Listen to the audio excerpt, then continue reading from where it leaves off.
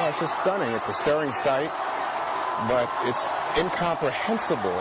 Even a year ago, I wouldn't have thought this possible, that an African-American man could be elected president of the United States. And when I think of it from a historical point of view, and you go back and you think of people, you know, going back the fact that, you know, black people didn't have the right to vote in this country. There was only black men until 1870. In 1870, black men got the right to vote. And of course, it didn't mean much going forward until 1965 in the Voting Rights Act. And at that point, Lyndon Johnson said that the Democratic Party lost the South forever, and there was no possibility, really, of full enfranchisement that would say, you know, black people could somehow be the leader of the United States of America. This is truly an incredible moment of American history. I can't think of another country in the world where you would have a significant minority that was once so maligned and so oppressed finally have one of its sons rise to this level. This is, you know, I don't care how you feel about him politically.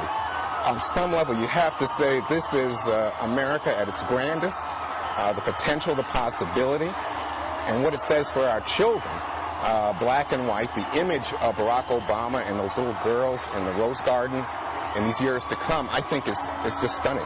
Juan, you know, I can remember going back as recently as 1988 when Jesse Jackson mounted a campaign that went remarkably far in the Democratic primary season and raised, at least for a fleeting period of time, the prospect that he might actually be nominated.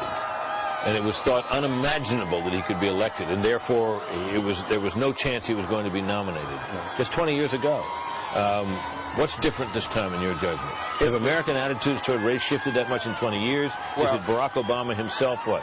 Well, Obama is certainly a stunning politician who ran a magnificent campaign and managed to be a crossover candidate of a kind we have not seen. I mean, what he represents is a generational shift in terms of black politics.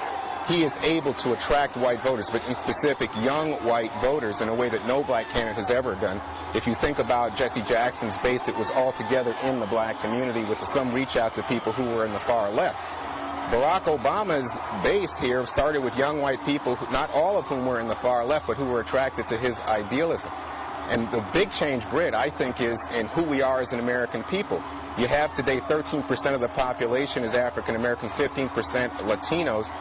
You've seen a decline in terms of the size of the white electorate. It's now about 75%. I mean, you go back about 20 years and it was 87%. So you see that suddenly the power of the minority vote is much larger. It creates the possibility for Barack Obama to win the presidency.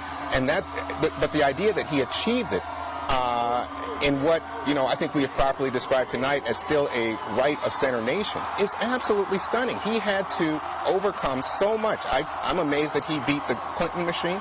I'm amazed that he has been able to rise above the bitterness of black politics in the country, the Reverend Rights, if you will, the people who were in the Black Caucus who didn't think he had a chance, most of whom were with Hillary Clinton initially. Barack Obama surmounted all of that and raised astounding record amounts of money. Let's not forget, for a black candidate, that was always a huge hurdle. He surmounts that as well. So my sense is this is an extraordinarily well-run campaign, and the history books, you know, it's not a matter of just making history here. This may be the cover of the history books.